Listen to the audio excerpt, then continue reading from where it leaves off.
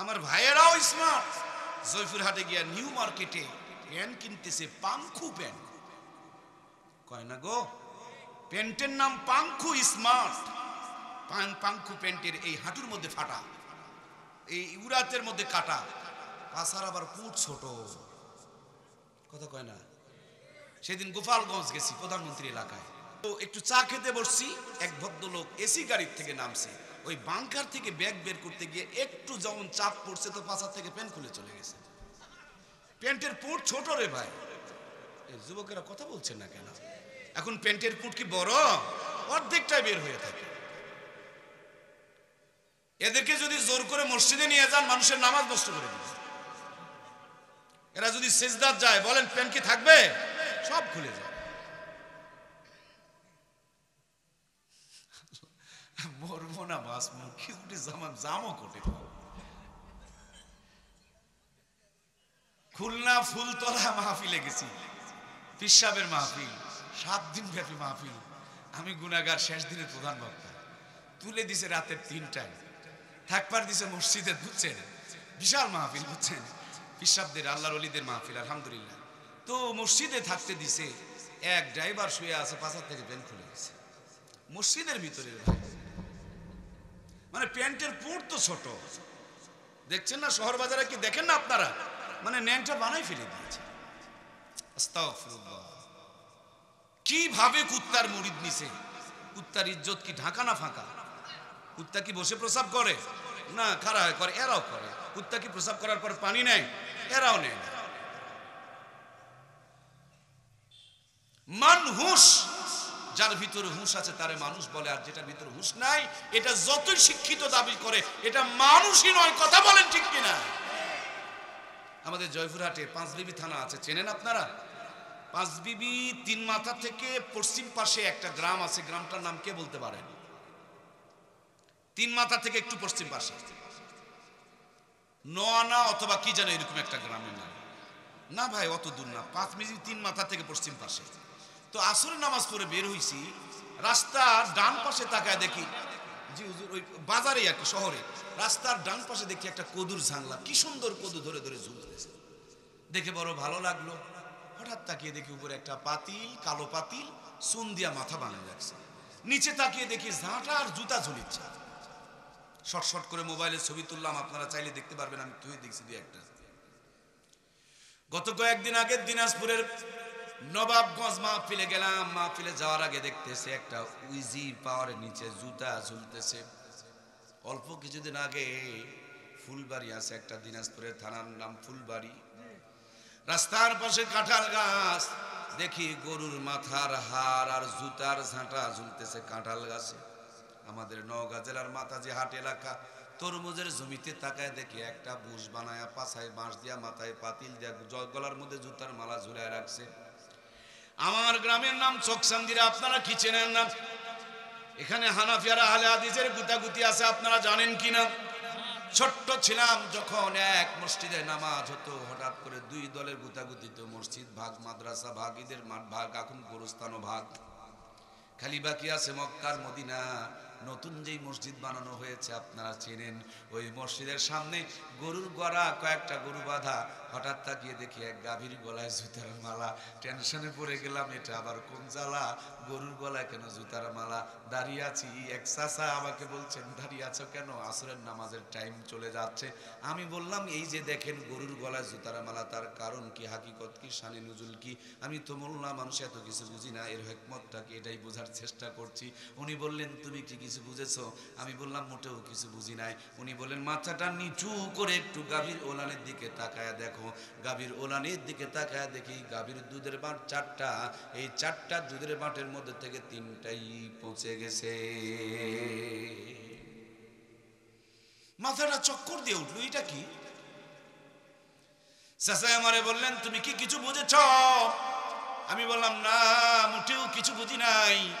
আল্লাহর বান্দা আমাকে বললেন, আশরাফুল মাখলুকাত, সৃষ্টির শ্রেষ্ঠ জীব মানুষ, এই আবলা জানোয়ার গরুটাকে বান মারছে, মুখ দোষ করেছে, বদনজর লাগাইছে, এই জন্য গাভীর 3টা দুধের বাট। কন্যা রে ভাই, কি হইছে?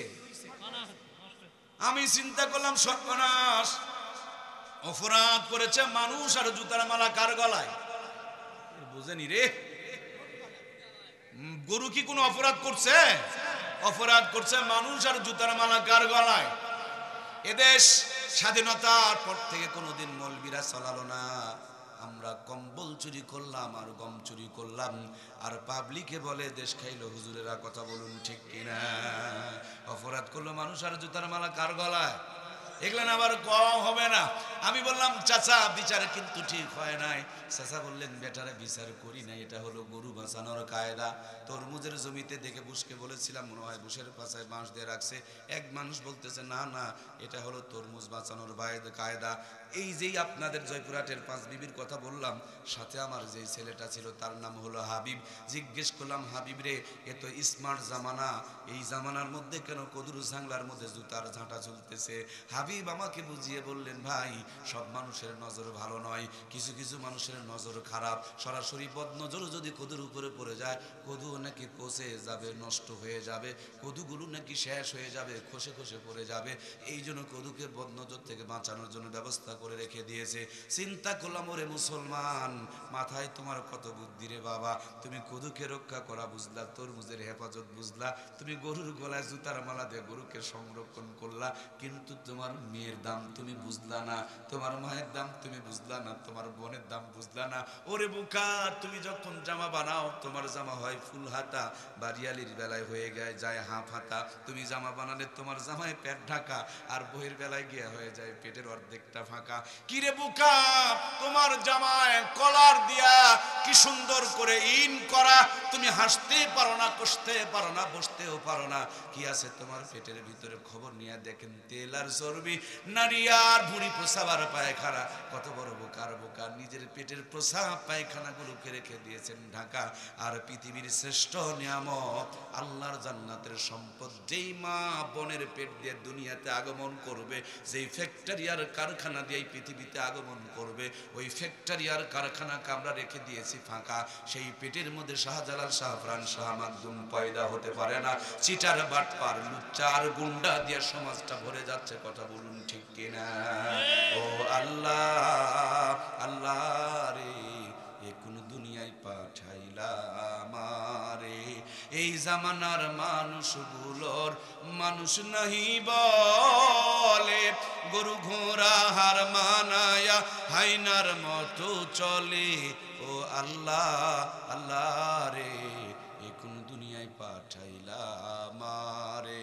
হায়রে সাধের দুনিয়ায় মানুষ পাওয়া বড় দায়। মানুষ দেখতে চলে নেবার জাদু ঘরে যায় সবাই, মানুষ দেখতে চলে নেবার কোথায়? ভাইয়ের আমার, জাদুঘরে গিয়া দেখবেন আদিম জামানার মানুষকে বানিয়ে রেখেছে। শাড়ি, থ্রি পিস, পাঞ্জাবি, পায়জামা, নঙ্গি ছিল না, কিন্তু মানুষের শরম ছিল, ইজ্জতের দাম ছিল, সতীত্বের মর্যাদা ছিল।